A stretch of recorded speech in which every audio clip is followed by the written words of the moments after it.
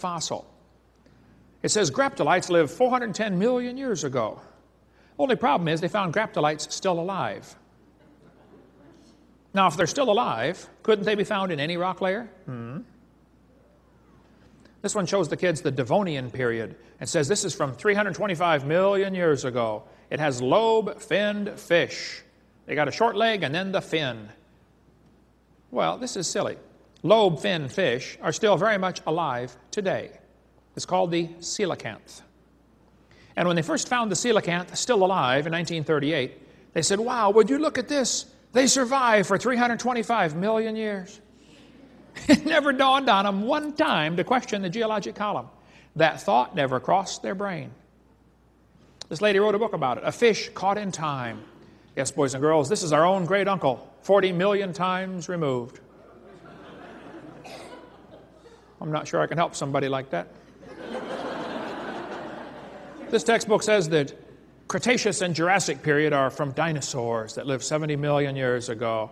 Oh, come on. Dinosaurs have always lived with man. We covered that on video number 3. Dinosaur blood was found inside a T-Rex bone about 10 years ago. They tried everything they could to disprove it, and they couldn't. This is dinosaur blood cells. It's not going to last 70 million years. Human hands were found fossilized in the same strata as dinosaurs were found fossilized.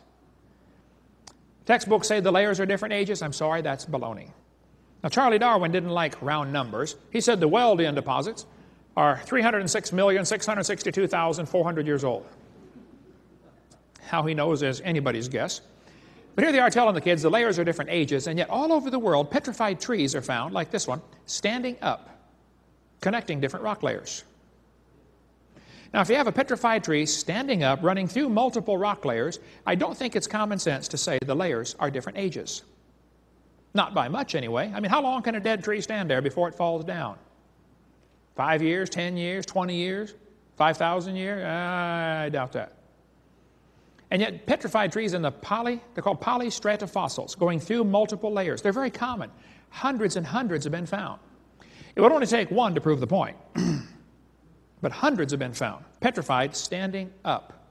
In central Alabama, there's a large coal mine where they found all kinds of petrified trees standing up. Now, the kids have been taught for years that those two layers of coal, called the Mary Lee and the Blue Creek Formation, are different ages by millions of years. And yet, when you get all the fossils together, they label them sample A, B, C, D, E, F, G, H. You can put it together and figure out and prove positively the Mary Lee and the Blue Creek had to form within a few weeks or months of each other. That's exactly what you'd get in a flood. We cover more on that on video number 6 about the flood, what caused the coal seams during the flood. Here's some from Cookeville, Tennessee. Petrified trees standing up, running through multiple layers. Joggins, Nova Scotia is famous for its petrified trees in the vertical position. Most of these pictures are on our website, drdino.com. We've got a piece of petrified wood in our museum running through 12 different layers of slate. And they're going to tell you in school each layer of slate represents a different season.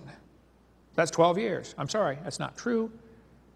It represents movement of the water and separation of the particles by density or something like that. We get into that in video 6. So don't let them tell you the layers are different ages. Sometimes trees are found petrified upside down, running through multiple rock layers. Now we really have a problem. I've thought about this one till my brain hurts. As far as I can figure this out, the evolutionist only has 2 ways to solve this. He can say the trees stood upright for millions of years while the layers slowly formed around them. I find that one hard to believe. Or he can say the trees grew through hundreds of feet of solid rock looking for sunlight. There's a 3rd way to solve this. Maybe those trees were buried in a big flood. How fast was that calf going?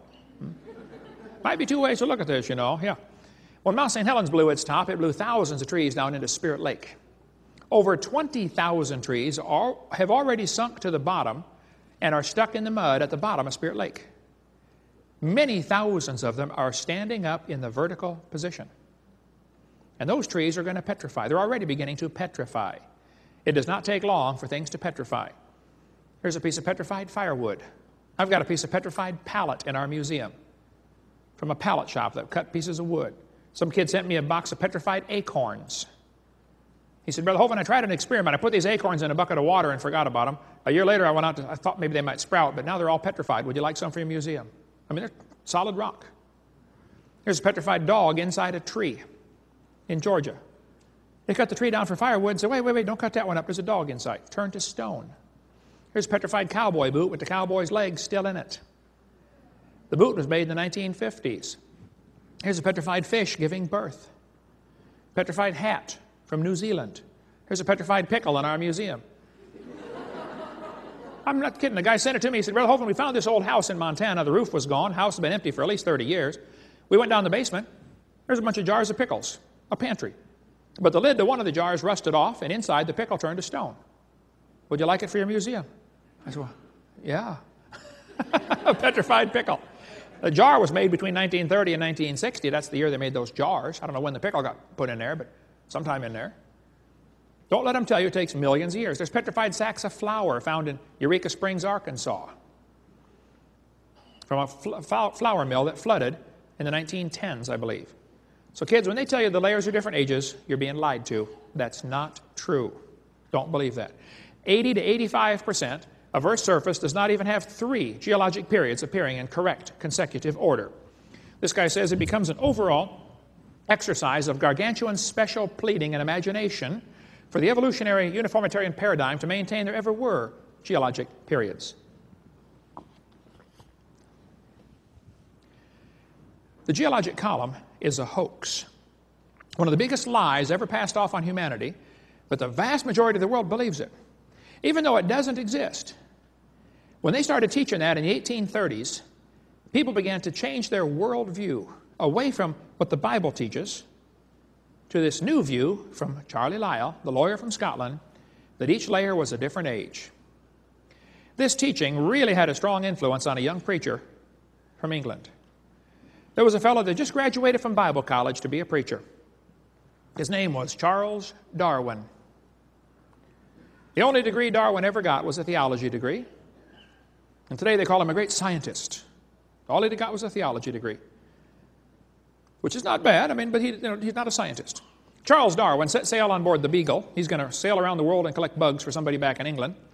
And he decided to bring some books with him to read. He's going to be gone for 5 years. As he sailed around, he brought with his Bible, and he brought with that book by Charles Lyell, Principles of Geology. That book changed his life forever. Darwin later wrote to a friend and said, "Disbelief crept over me slowly. I felt no distress." He slowly lost his faith in the Bible. By the way, later when he died, his wife started the rumor that he repented on his deathbed. That rumor still circulates today, but apparently his wife made up the whole thing. Nobody knows for sure, but that's what the best research says. Darwin sailed around the world. He stopped off at these islands right there called the Galapagos Islands. There on those islands, Charlie noticed there were 14 different varieties of finches, a little bird about this big. But their beak shape was different. Now, Charlie didn't like birds too well. He raised pigeons, but he also liked worms. He was a strange guy. So he shot all kinds of birds, thinking, he would help the worms out, give them a better chance of survival. Because birds ate worms, and he thought that might be kind of hard on the worms, so he shot all the birds he could find. Well, he collected all these birds, and he noticed there were 14 varieties of finches. He studied them carefully and said, "You know what, folks? I think all these birds have a common ancestor." "I bet you're right, Charlie. It was a bird." And then Charlie said, "Maybe this proves that birds are related to bananas." You say, "Oh, he didn't say that." Oh, he sure did. I got his book right here. Charlie Darwin said in his book on page 170, he said, "It's a truly wonderful fact that all animals and all plants throughout all time and space should be related to each other." Isn't he saying the birds and the bananas are related? He sure is. That's a lie. There's no proof any animal's related to a different kind of animal, other than maybe a common designer. Charlie noticed what is sometimes called microevolution. I don't like that word. I think it confuses kids. Okay, I'm going to use it, but you understand what I mean. Microevolution is actually just a variation, okay? Dogs produce a variety of dogs. Roses produce a variety of roses. Nobody argues about that. It's a fact, folks. It happens. The question is, does it go any farther than that? Does it go into what we call macroevolution, where it changed to a different kind? Walt Brown, in his book In the Beginning, an excellent book, by the way, he says microevolution is horizontal. Macro would be vertical, changing to a different kind. Another way to illustrate it. Dogs probably had a common ancestor. Even the Great Dane and the Chihuahua probably had a common ancestor. I wouldn't question the fact that the dog, the wolf, and the coyote had a common ancestor. But every 5-year-old kid knows they're the same kind of animal. We had one try out earlier in the seminar. We had a dog, a wolf, a coyote, and a banana. We asked the 5-year-old, which one is not like the others? He got it right away. The banana. See, the Bible says they bring forth after their kind. National Geographic here has an article, From Wolf to Woof, how the dog evolved from a wolf. I don't argue with that. It probably did. But it's still the same kind of animal. Here's Mickey Mouse evolving. Yeah. The Bible says they bring forth after their kind, not after their species. But this guy says, the results of this and other similar surveys are startling because evolution has been a settled issue for science for nearly 150 years. They found out that 46% of adults in the United States do not think humans had evolved. Well, you better define what you mean by evolved. Right, the majority of folks do not think they came from a rock 4.6 billion years ago. Now, if you want to believe that, that's fine. I don't care what you believe, but don't call it science. Evolution has 6 different meanings. First, you'd have to have cosmic evolution, the origin of time-space matter. Secondly, you'd have to have chemical evolution. The hydrogen from the Big Bang would have to evolve to all 92 elements, plus the synthetic ones. Then you'd have to have what we call stellar evolution. The stars would have to evolve. And nobody's ever seen a star form. We see them blow up all the time. And yet there's enough stars out there that everybody on planet Earth can own 2 trillion of them to yourself. Those are the ones we know about. We don't know about the ones we don't know about. Then we'd have to have what we call organic evolution, the origin of life. Nobody has a clue how life can get started from non-living material. We'll cover more on that in the next session, about the origin of life. Next, they have what's called macroevolution, changing from one kind of animal into another. Nobody's ever seen a dog produce a non-dog. And lastly, we have variations within the kind that some people call microevolution. Okay, this one happens, whatever you call it, it happens. The first 5 are purely religious. But the definition of the word evolution is really confused for the students on purpose, I believe. I think it takes a giant leap of faith and logic just to go from micro to macro. Sure takes a big leap to go to the other 4 stages. Macroevolution is a fantasy based on imagination. They believe it must have happened, but there is no evidence for it at all. Teachers, though, will give the students one definition of the word to get them to believe the theory, and then they slowly weed in the rest of it when they're not looking. They're going to say, evolution is descent with modification. That's deceitful. That's not really what they mean by evolution.